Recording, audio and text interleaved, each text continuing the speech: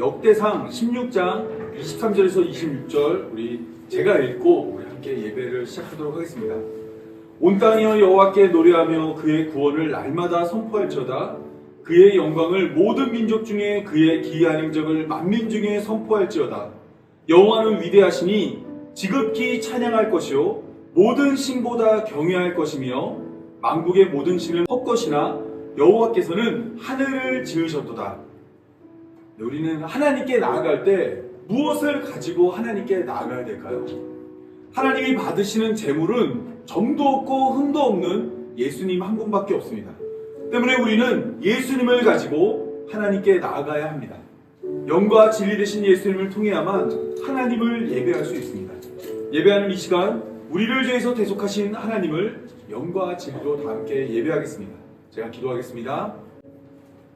거룩하신 아버지 하나님, 우리를 예배의 자리로 불러주셔서 감사합니다. 하나님의 사랑이 없다면 이 자리 가운데 아무도 올 수 없고 아무도 하나님을 예배할 수 없습니다. 하나님의 불러주심과 하나님의 은혜를 기억하고 예배의 자리로 나왔사오니 예배하는 이 시간 하늘에는 영광, 땅에는 은혜 충만한 시간 되게 하여 주옵소서. 이 모든 말씀 우리 구주 예수님의 이름으로 기도합니다. 아멘. 우리 찬송가 621장 찬양하라 내용으로 함께 찬양하겠습니다.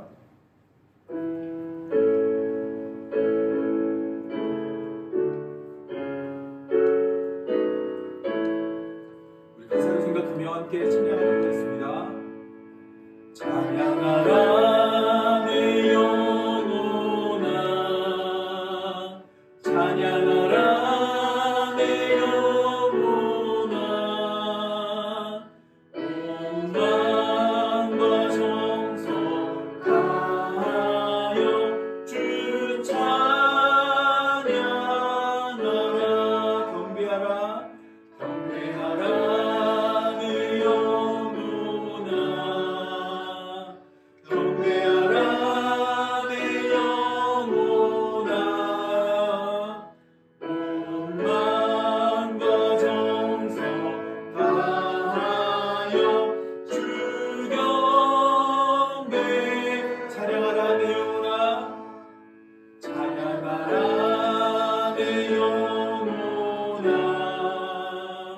찬양하라 내 영혼아,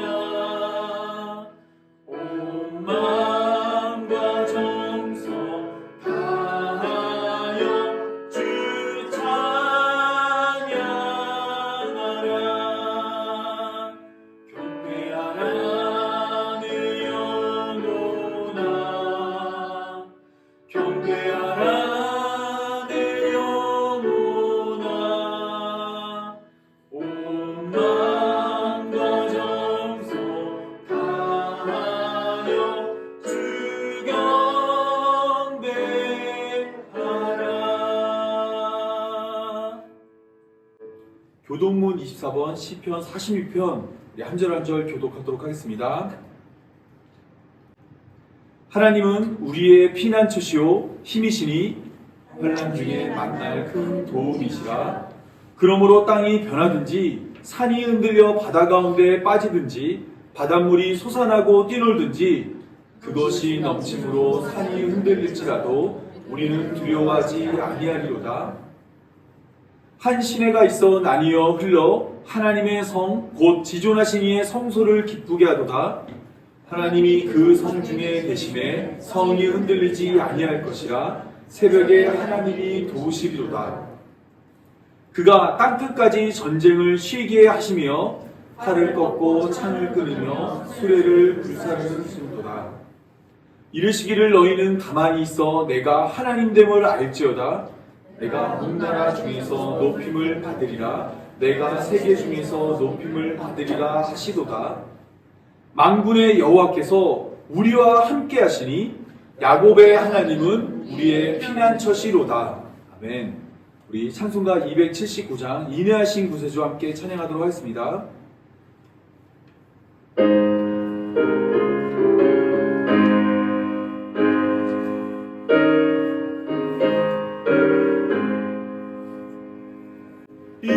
인내하신 구세주여 내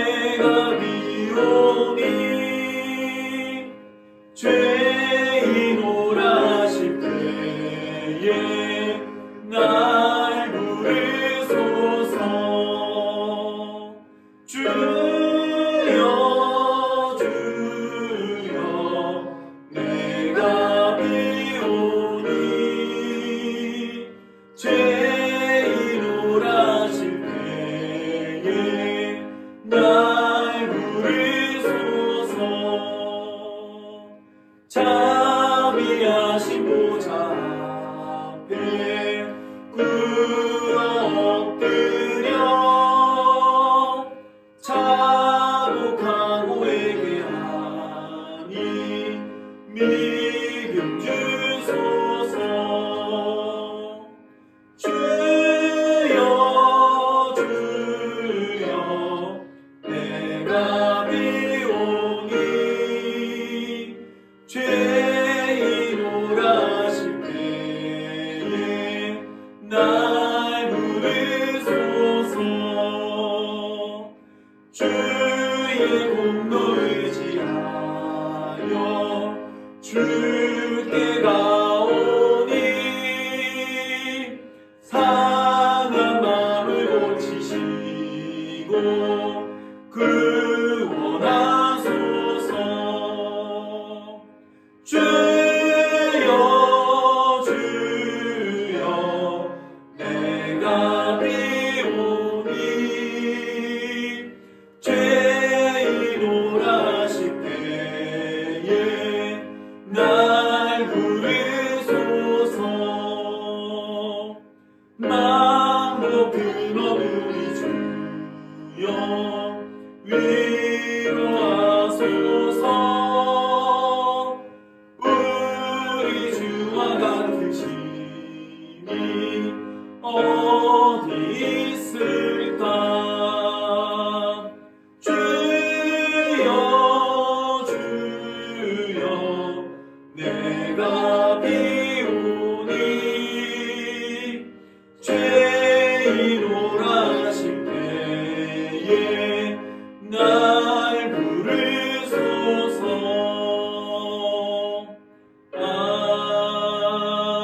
아멘.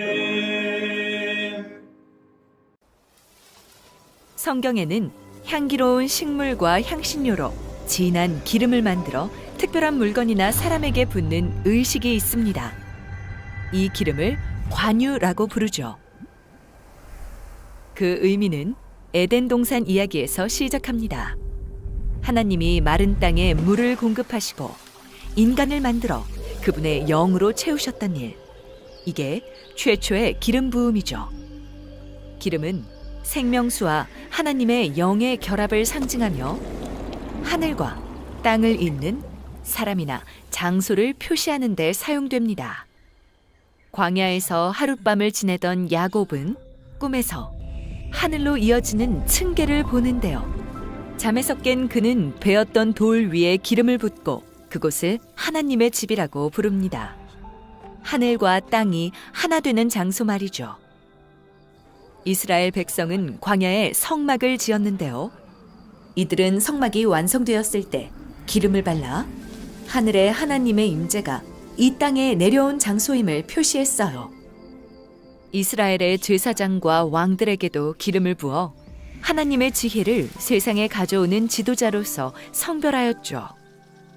하지만 그들은 하나님의 지혜를 거부하고 폭력을 행하다 결국 멸망하여 포로가 됩니다. 그들의 실패는 궁극의 기름 부음 받은 자에 대한 소망을 불러일으키죠. 관유가 아니라 물과 성령으로 기름 부음 받은 분. 하늘과 땅을 잇는 다리가 아닌 이 땅에 임한 하늘 그 자체이신 분. 예수 그리스도.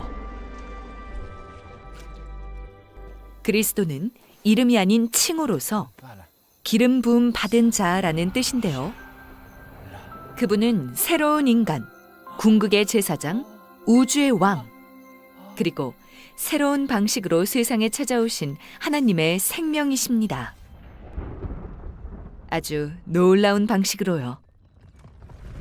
죽음에서 부활하신 예수님은 그분을 따르는 이들을 통해 세상에 복된 기름을 흘려보내십니다. 그리스도인이란 그리스도에서 온 말로 기름 부음 받은 그분을 따르는 기름 부음 받은 이들이죠. 또한 하나님의 영으로 성별되어 이 땅이 점점 더 하늘의 생명으로 채워져 가게 하는 자들입니다.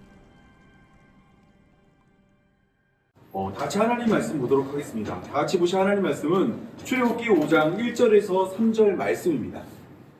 우리 3절밖에 안 되니까 한 목소리로 다 함께 읽도록 하겠습니다.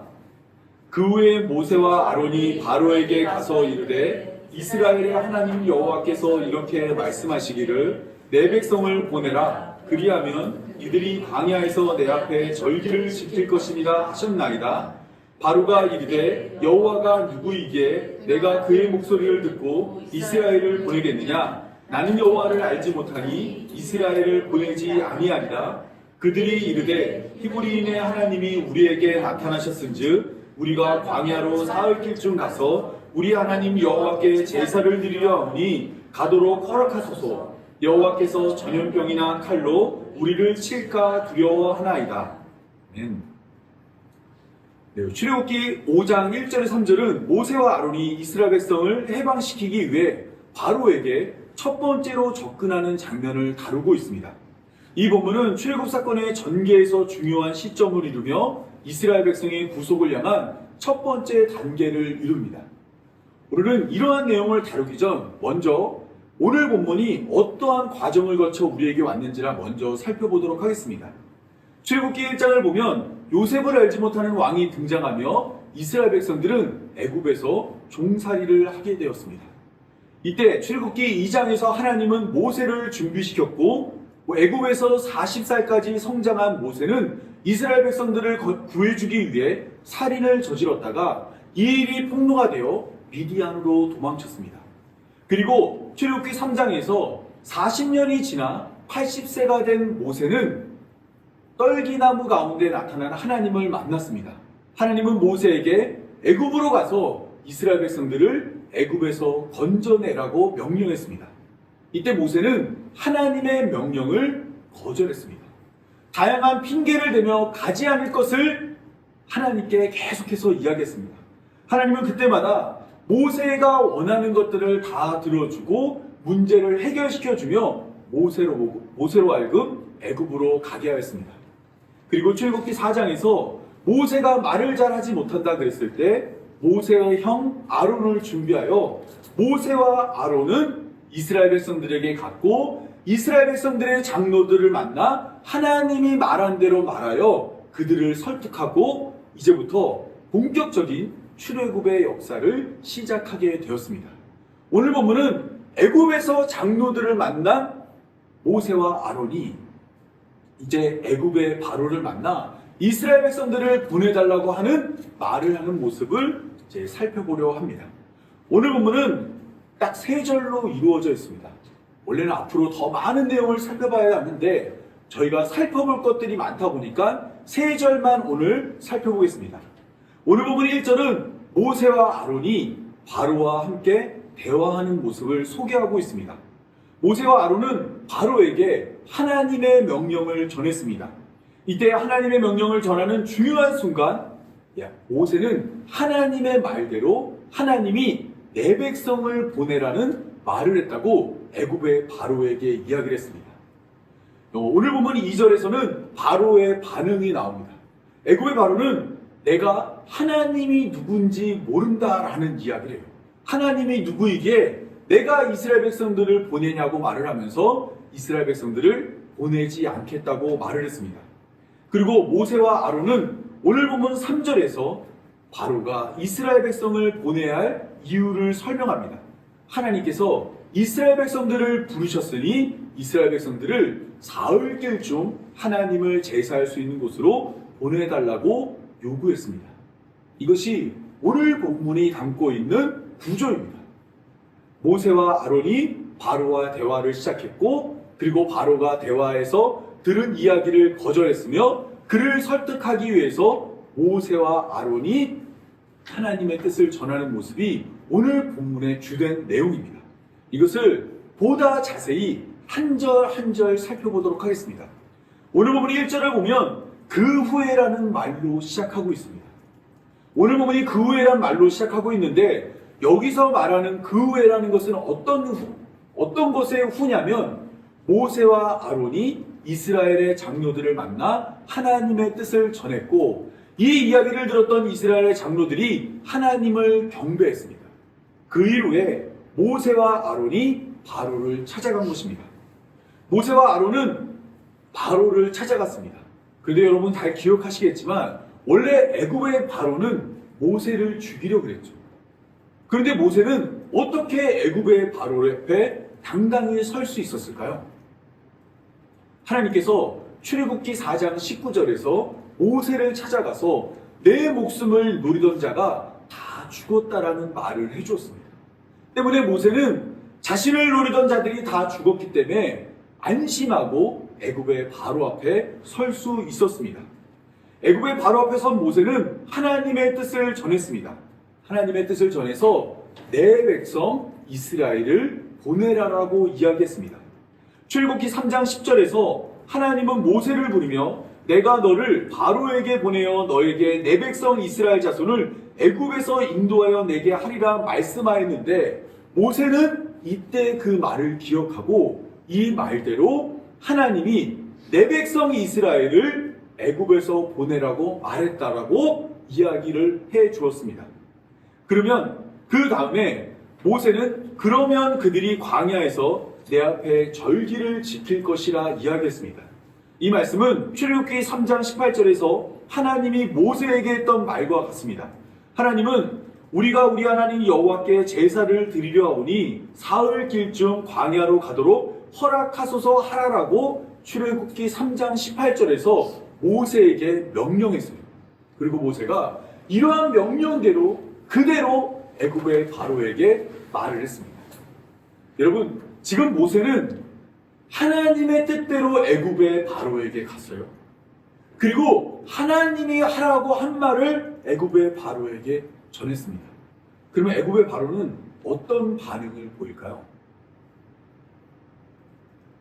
내 백성을 보내라는 하나님의 명령을 듣고 애굽의 바로는 옳다구나 하면서 이스라엘 백성들을 보내는 결정을 할까요? 그렇지 않습니다. 애굽의 바로는 모세와 아론을 향해서 이렇게 이야기합니다. 여호와가 누구이기에 내가 그의 목소리를 듣고 이스라엘을 보내겠느냐라고 이야기했습니다.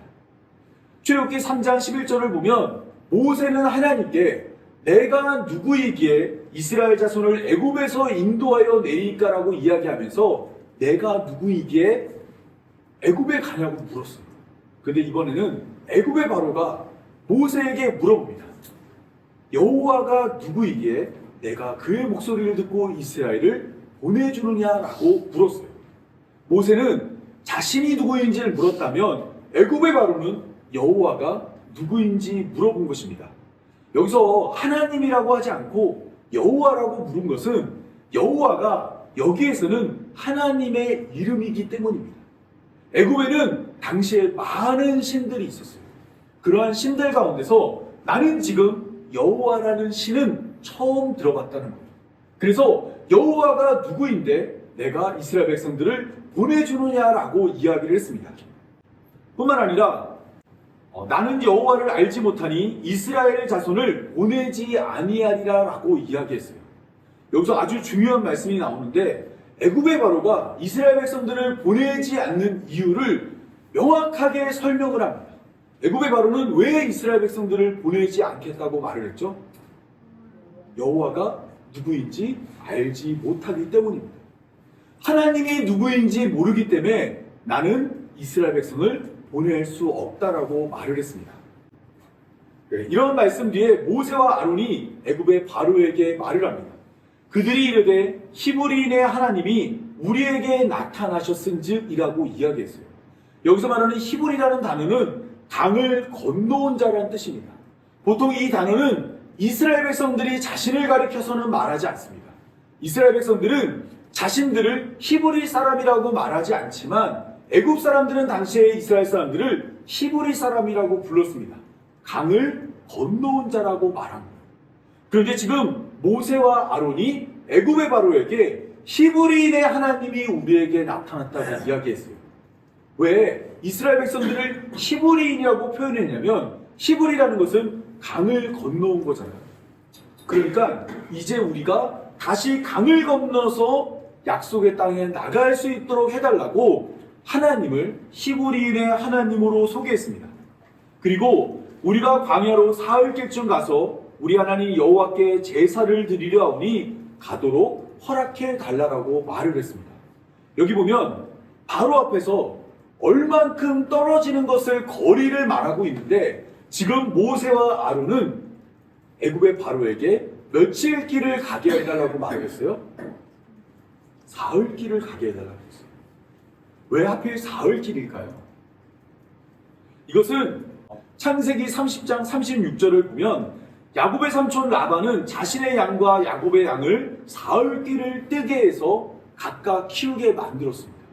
이것은 사흘이라는 것은 성경에서 어떠한 한 기간과 거리가 구별되는 거예요. 그러니까 사흘 길쯤 떨어지면 똑같이 생긴 양일지라도 구별되고 분리될 수 있는 겁니다. 따라서 지금 모세와 아론이 애굽의 바로에게 이스라엘 백성들을 사흘 길쯤 가게 해달라고 말했던 것은 애굽으로부터 이스라엘 백성들이 구별되고 분리할 수 있을 만큼 멀리 떠날 수 있게 해달라고 요구한 것입니다. 그러면서 그렇게 하지 않으면 어떤 일이 일어난다고 이야기를 했냐면 여호와께서 전염병이나 칼로 우리를 치실까 두렵다고 이야기했습니다. 다시 한번 제가 말씀드릴게요. 우리가 하나님께 제사 드리려 가지 않으면 여호와께서 전염병이나 칼로 우리를 치실까 두렵다고 이야기했습니다.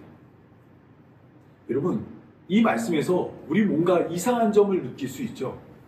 하나님께서는 이스라엘 백성들이 사흘길쯤 가서 하나님께 제사 드릴 수 있도록 하라는 명령을 모세와 아론에게 한 적이 있습니다.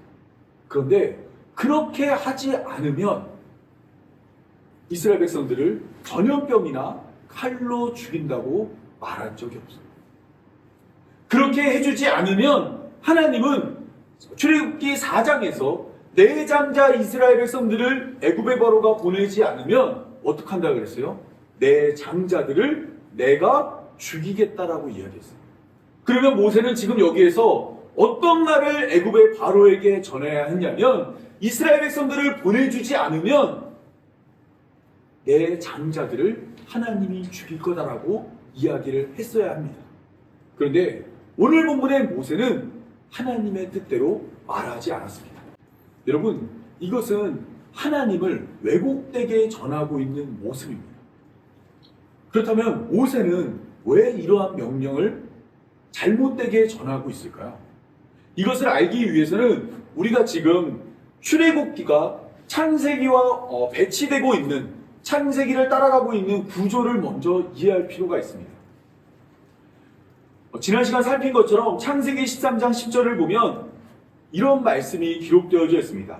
롯이 눈을 들어 요단 지역을 바라본즉 소알까지 온 땅에 물이 넉넉하니 여호와께서 소돔과 고모라를 멸하시기 전이었으므로 여호와의 동산 같고 애굽 땅과 같았더라라는 말씀이 나옵니다. 창세기는 지금 창세기의 시작인 여호와의 동산과 창세기의 마지막인 애굽을 동일하거나 평행하는 공간으로 나란히 소개하고 있습니다. 실제로 우리가 지난 시간 살펴본 것처럼 에덴 동산과 애굽은 공통되는 점이 많이 나타납니다. 두 공간 모두 구별되는 장소였고 그곳에 사는 하나님의 백성은 그곳을 다스리는 자였고 그곳에만 영생할 수 있는 양식과 생명을 살리는 양식이 있었고 그곳에서 생육하고 번성했으며 아담이 옷이 벗겨지고 다시 입혀진 것처럼 애굽에서 요셉도 옷이 벗겨지고 다시 옷이 입혀졌습니다. 그러니까 성경에서 창세기에서 지금 에덴 동산과 창세기의 마지막인 애굽은 평행하는 공간이에요. 그런데 에덴 동산에서 사람이 죄를 지을 때 어떠한 구도 속에서 죄를 졌냐면 아담과 하와가 뱀과 대화를 나누다가 하와가 유혹에 빠져서 죄를 짓게 되었죠. 그런데 오늘 본문을 보면 모세라는 다스리는 사람, 지난주 살핀 것처럼 모세가 다스리는 사람이라고 그랬잖아요. 마치 아담처럼 모세는 다스리는 자로 짐을 받았고 부름을 받았고 이 모세에게 하나님이 돕는 자로서 아론을 보내줬어요. 아담과 하와처럼 모세와 아론이 부름을 받아서 에덴 동산과 같은 애굽에 갔습니다. 그리고 그곳에는 뱀이라 불리는 바로가 기다리고 있어요. 바로 앞에서 지금 애굽의 바로 앞에서 아론과 모세는 뱀 앞에서의 아담과 하와처럼 지금 이야기를 하고 있습니다. 하와는 뱀의 유혹을 받을 때 뱀이 물어봤습니다. 하나님이 참으로 너희에게 동산 모든 나무의 열매를 먹지 말라 하시더냐라고 물었을 때 여자가 뱀에게 이렇게 이야기합니다. 동산 나무의 열매를 우리가 먹을 수 있으나 동산 중앙에 있는 나무의 열매는 하나님의 말씀에 너희는 먹지도 말고 만지지도 말라 너희가 죽을까 하노라 하셨느니라. 하나님은 선악을 알게 하는 나무의 열매를 먹으면 어떻게 된다 그랬죠? 반드시 죽는다 그랬죠. 그런데 하와는 이 말씀을 왜곡하고 변형시키고 의심하기 시작합니다. 그래서 하나님의 말씀에 너희는 먹지도 말고, 먹지 않는 건 맞아요. 그런데 만지지도 말고 이런 말을 하나님이 하신 적이 없어요. 뿐만 아니라 하와는 그것을 먹으면 반드시 죽는다 그랬는데 그것을 먹으면 죽을까 하노라라고 의심했습니다. 마찬가지로 모세와 아론도 애굽의 바로에게 여호와께서 전염병이나 칼로 우리를 치실까 두려워하나이다 라고 이야기했습니다. 하나님의 말씀을 변형하고 왜곡시켰고 또한 내 아들 내 장자를 죽이겠다라는 그 말씀을 의심해서 바로의 아들이 죽는 것이 아니라 하나님이 우리를 공격하는 것처럼 이야기를 했다라는 겁니다. 여러분, 이러한 애굽의 바로의 배 모세와 아론의 행동은 아담과 하와가 뱀 앞에서 보여진 모습과 똑같습니다. 하나님의 말씀을 왜곡하고 의심함으로 말미암아 하나님이 원하는 뜻대로 이루어지지 않은 것입니다. 여러분, 이러한 때에 애굽의 바로는 이스라엘 백성들을 보내주지 않는 결정을 했습니다. 그런데 하나님은 이미 이러한 사실을 모세와 아론에게 알려준 바 됩니다. 출애굽기 3장 19절을 보면 내가 아노니 강한 손으로 치기 전에 애굽 왕이 너희가 가도록 허락하지 아니하다가 내가 내 손을 들어 애굽 중에 여러 가지 이적으로 그 나라를 친 후에야 너희를 보내리라라고 하나님이 말씀해 주었습니다. 하나님은 처음부터 애굽의 바로가 이러한 명령을 하더라도 이러한 요구를 하더라도 들어주지 않을 것을 알고 계시고 이것을 모세에게 말해 주었습니다. 뿐만 아니라 출애굽기 4장에서 다시 한번 하나님은 모세에게 나타나 이렇게 말씀하십니다. 여호와께서 모세에게 이르되 내가 애굽으로 돌아가거든 내가 내 손에 준 이적을 바로 앞에서 다 행하라. 그러나 내가 그의 마음을 완악하게 한즉 그가 백성을 보내주지 아니하리니 너는 바로에게 이르기를 여호와의 말씀에 이스라엘은 내 아들 내 장자라 내가 내게 이르기를 내 아들을 보내주어 나를 섬기게 하라 해도 내가 보내주기를 거절하니 내가 내 아들 내 장자를 죽이리라 하셨다라 하시니라. 하나님은 두 번에 걸쳐서 모세에게 나타나서 모세와 아론이 이스라엘을 보내달라고 말을 하더라도 애굽의 바로가 보내주지 않을 것을 말해주었습니다. 그러니까 오늘 본문에 애굽의 바로가 보인 반응은 모세와 아론이 이미 알고 있어야 하는 것입니다. 그런데 이 일로 말미암아 애굽의 바로가 화가 나서 이스라엘 백성들을 학대하는 일이 벌어졌습니다. 그러자 모세가 하나님을 만났을 때 출애굽기 5장 22절에서 하나님을 향해 이렇게 말을 합니다. 주여 어찌하여 이 백성이 학대를 당하게 하셨나이까? 어찌하여 나를 보내셨나이까? 내가 바로에게 들어가서 주의 이름으로 말한 후로부터 그가 이 백성을 더 학대하며 주께서도 주의 백성을 구원하지 아니하시나이다. 여기까지의 말씀을 보면 모세는 하나님을 믿고 있는 거예요? 믿지 않고 있는 거예요? 모세는 여전히 하나님의 말씀을 깨닫지 못했고 하나님의 말씀을 믿지 못하고 있습니다. 하나님께서는 애굽의 바로가 보내주지 않을 것을 미리 말해주었음에도 모세는 내가 하나님의 뜻대로 말을 했는데 왜 하나님 나를 돕지 않고 이스라엘을 돕지 않고 왜 나를 여기 보내서 이런 꼴을 당하게 하냐고 하나님을 원망했습니다.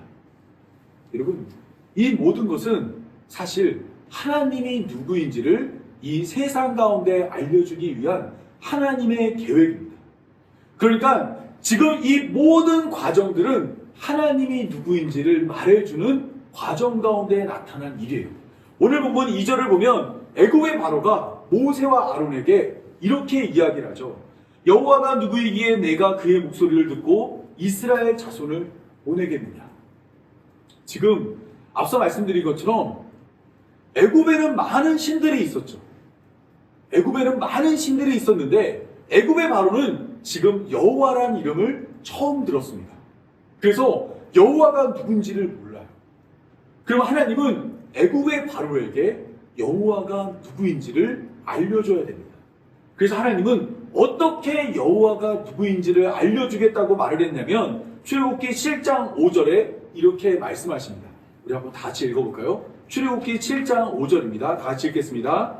내가 내 손을 애굽 위에 펴서 이스라엘 자손을 그 땅에서 인도하여 낼 때야 애굽 사람이 나를 여호와인 줄 알리라 하시매. 출애굽기 5장 2절에서 여호와가 누구에게 내가 보냅니까? 라고 이야기했던 애굽의 바로에게 하나님이 어떻게 답을 하고 있냐면 내가 이스라엘 백성들을 애굽에서 건져낼 때야 비로소 애굽 사람들이 내가 여호와인 줄 안다고 말했습니다.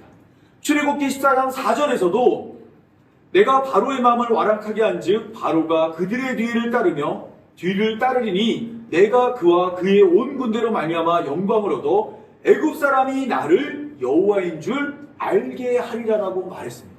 뿐만 아니라 출애굽기 14장 18절에서도 내가 바로와 그의 병거와 마병으로 말미암아 영광을 얻을 때에야 애굽 사람이 나를 여호와인 줄 알리라 말했습니다. 출애굽기 5장 2절에서 애굽의 바로가 여호와가 누구냐라는 질문 속에 하나님은 여호와가 누구냐라고 어떻게 답을 하냐면 이스라엘 백성들을 애굽에 건져냄으로 여호와가 누구인지 애굽 사람에게 알게 한다 말하고 있습니다. 그렇다면 지금 모세는 하나님을 깨닫지 못했고 하나님을 알지 못하잖아요. 그러면 모세와 이스라엘 백성들은 어떻게 해야 하나님이 누구이고 여호와가 누구인지 알 수 있을까요? 이건 역시 동일합니다. 출애굽기 6장 6절에서 7절 말씀을 보면 이렇게 기록되어 있습니다. 그러므로 이스라엘 자손에게 말하기를 나는 여호와라 내가 애굽 사람의 무거운 짐에서 너희를 빼내며 그들의 노역에서 너희를 건지며 편팔과 여러 큰 심판들로서 너희를 속량하여 너희를 내 백성으로 삼고 나는 너희의 하나님이 되리니 나는 애굽 사람의 무거운 짐 밑에서 너희를 빼낸 너희의 하나님 여호와인 줄 너희가 알지라. 출애굽기의 본문을 보면 하나님은 어떻게 해서 자신을 이스라엘 백성들에게 소개한다 말하고 있어요. 내가 이스라엘 백성들을 애굽에서 건져냄으로 내가 여호와인 줄 알게 한다 말하는 겁니다. 하나님을 아는 방법은 다양할 수 있어요. 어떤 사람은 병을 고치는 것으로 하나님이 누구인지 알 수 있고 어떤 사람은 어떤 기적이나 이적을 통해서 하나님을 알 수 있고 또 어떤 사람은 지혜나 문제나 물질적인 것을 통해 하나님이 누구인지 알 수 있다고 생각합니다. 그러나 성경이 소개하고 있는 여호와 하나님은 그런 것으로 나타나는 분이 아닙니다. 성경이 소개하는 여호와 하나님은 자기 백성을 죄 가운데서 건져냄으로 말미암아 자신의 하나님됨과 자신의 여호와됨을 세상 가운데 드러내는 분이십니다. 이 말을 달리 이야기하면 하나님이 자신의 입을 여호와라고 이스라엘 백성들에게 알려주고 또한 애굽의 바로에게 자신의 이름은 여호와라고 말하면서 이스라엘 백성들을 내놓으라고 이야기했을 때 이것이 성취되지 않는다면 하나님은 여호와가 될 수 없으며 여호와라는 그 하나님의 이름은 더럽혀질 것입니다. 따라서 하나님은 자신의 이름을 위하여서라도 반드시 택한 이스라엘 백성들을 구원할 것이고 여호와의 여호와 되심을 위하여서 죄에 빠진 자들을 반드시 건져내 구원하실 것입니다. 그렇다면 오늘 본문을 통해 드러나고 있는 여호와 하나님은 어떤 모습일까요? 여러분 지금 하나님이 어떻게 해서 자기를 드러낸다고 말했죠? 어떻게 한다 그랬죠? 이스라엘 백성을 건져낸다 그랬죠. 건져냈을 때 여호와 하나님이 누군지 안다 그랬잖아요. 그러면 여호와 하나님이 누구인지 드러나는 과정은 오늘 본문을 시작으로 이스라엘 백성들이 출애굽하는 과정을 보면 성경이 소개하고 있는 여호와 하나님이 어떤 분인지 알 수 있습니다. 여러분, 하나님이 이스라엘 백성들을 건져내는 그 과정 가운데 사람은 어떠한 일을 했냐면 모세는 하나님의 말씀대로 말씀을 전하지 않았죠. 모세는 내 아들 내 장자를 죽일 것이라는 하나님의 명령 대신에 하나님이 우리 이스라엘을 전염병이나 칼로 칠까 두렵다고 이야기했습니다. 온전히 하나님의 말씀을 전파하지 않은 것 뿐만 아니라 바로는 이것을 거절했고 또한 바로가 이스라엘 백성들을 학대했고 이 학대로 말미암아 이스라엘 백성들은 하나님을 원망했고 바로는 10번이나 하나님의 요구를 거절합니다. 하나님은 이스라엘 백성들을 구원하기로 마음을 먹었는데 계속해서 사람이란 존재는 하나님의 계획 앞에서 불순종하고 거절하고 하나님의 뜻을 거슬러요. 그런데 그럼에도 불구하고 성경의 역사는 하나님이 이스라엘 백성들을 애굽에서 건져내면 물론이고 광야를 거쳐 약속대로 약속의 땅에 인도했다 말하고 있습니다. 이것은 오늘 본문에 모세의 불순종, 또한 바로의 거절, 바로의 학대, 이스라엘 백성들의 원망, 애굽의 바로가 10번이나 하나님의 요구를 거절할 것 등은 모두 하나님의 계산 아래 있었기 때문에 가능한 것입니다. 하나님은 사람들이 어떠한 계획을 세우건 어떠한 방법을 사용하건 그 모든 것을 이미 계획하시고 그것을 사용하여 택한 백성을 구원하십니다. 하나님께서는 인간의 모든 것을 알고 계시기 때문에 그것을 계산해서 우리를 완벽하게 구원하는 분으로 소개되고 있는 것입니다. 따라서 오늘 본문이 소개하고 있는 출애굽기가 소개하고 있는 여호와는 어떤 분이에요? 인간의 허다한 계획과 허다한 죄와 잘못된 판단과 어리석은 선택과 죄악에도 불구하고 그 모든 것들을 다 계산해서 택한 백성을 구원하는 것이 바로 하나님이라 소개하고 있습니다.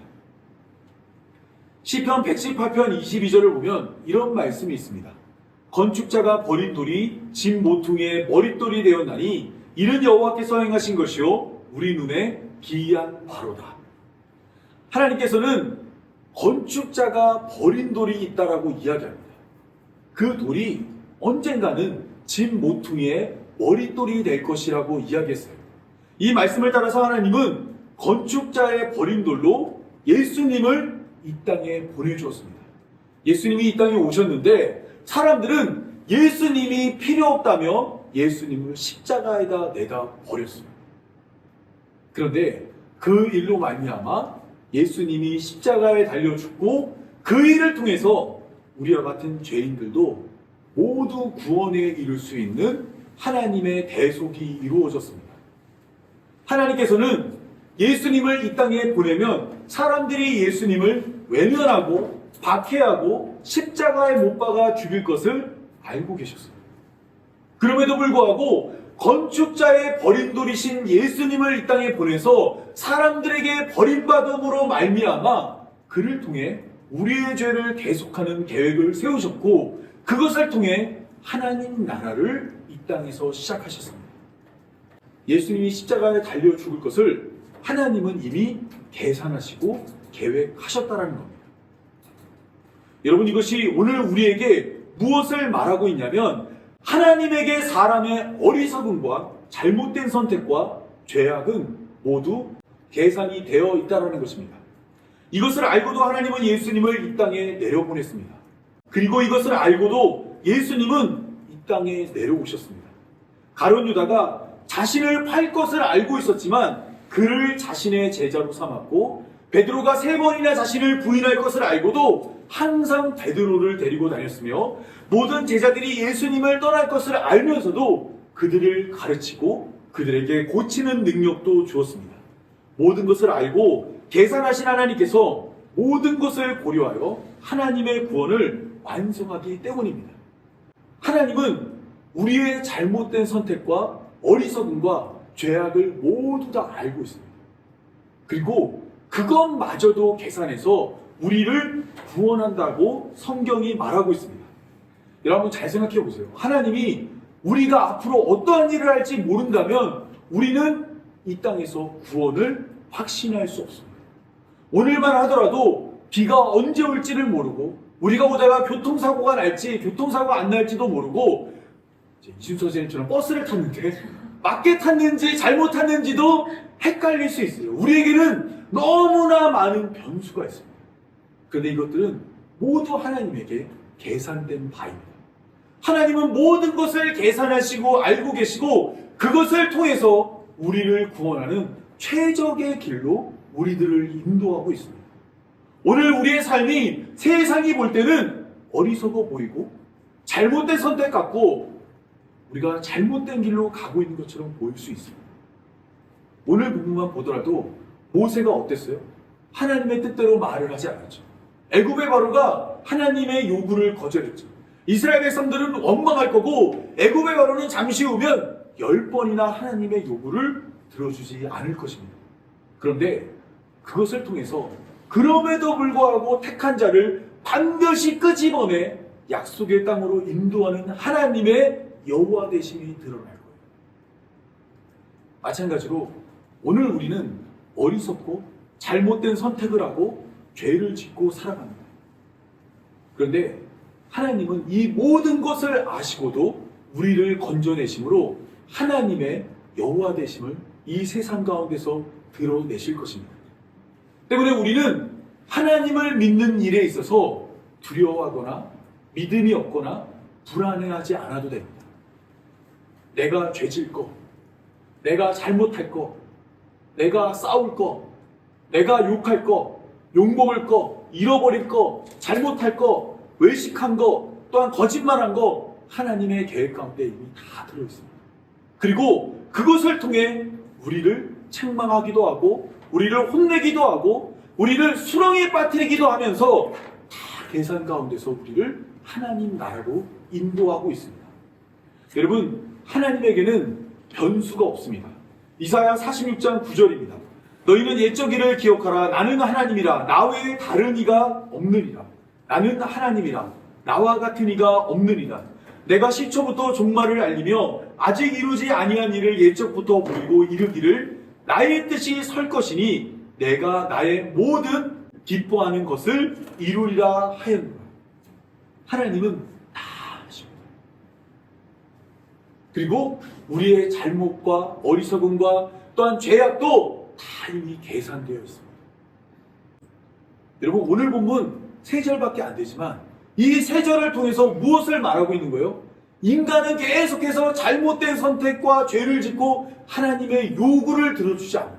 그러나 사람의 어리석음은 하나님의 구원을 망칠 수 없습니다. 하나님은 지혜롭고 하나님은 전능하시고 전지하심으로 모든 것을 계산하여 우리를 하나님 나라로 인도하실 것입니다. 제가 기도함으로 오늘 말씀 맺겠습니다. 제가 기도하겠습니다. 거룩하신 아버지 하나님 감사합니다. 하나님에게는 실수가 없고 변수가 없고 또한 잘못되는 일이 하나도 없음을 알고 있습니다. 이런 하나님을 믿음으로 우리를 마지막 날까지 인도하심으로 하나님 나라로 이끌어 주옵소서. 지금도 우리는 잘못된 선택과 어리석은 판단과 또한 죄로 인해서 하나님의 뜻을 거스르고 있습니다. 그럼에도 불구하고 이 모든 것을 선으로 바꾸사 구원하시는 하나님이 인도하고 있사오니 이러한 하나님을 의지하여 하나님 나라로 우리를 이끌어 주옵소서. 여전히 많이 부족하고 또한 하나님의 도움이 많이 필요하며 깨닫고 배워야 할 것이 너무나 많습니다. 하나님, 이 가운데 하나하나 우리에게 친절히 알려주었고 넘어질 때도 있지만 좌절하지 않게 하시옵고 또한 아플 때도 있지만 죽지 않게 함으로 하나님 나라에 이를 수 있는 교회로 부름받은 성도 되게 하여 주옵소서. 이 모든 말씀 우리 구주 예수님의 이름으로 기도합니다. 아멘. 우리 레오모니 은총이와 함께 찬양하도록 하겠습니다.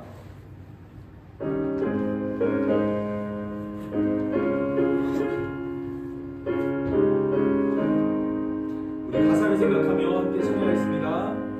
내 영혼이 은총 입어 주 앉은 짐 얻고 보니 슬픔 많은 이 세상도 정금으로 화도다. 할렐루야 찬양하세. 내 모든 죄 사함받고 주 예수와 동행하니 그 어디나 하늘나라. 주의 얼굴 뵙기 전에 멀리 내던 하늘나라 내 맘속에 이루어지니 날로 날로 가깝도다. 할렐루야 찬양하세. 내 모든 죄 사함받고 주 예수와 동행하니 그 어디나 하늘나라. 산이 거친 물이 조망이나 꿈거리나 내 주 예수 오신 곳이 그 어디나 하늘나라. 할렐루야 찬양하세. 내 모든 죄 사함받고 주 예수와 동행하니 그 어디나 하늘나라. 축도함으로 예배 마치겠습니다. 이제는 우리를 대속하는 예수님의 은혜와 변수가 없는 하나님의 사랑과 예수 그리스도와 하나님을 깨닫게 하시는 성령의 인도하심이 믿음으로 다시 오실 예수님을 기다리는 모든 성도들과 영원토록 함께하길 간절히 축원하옵나이다. 아멘.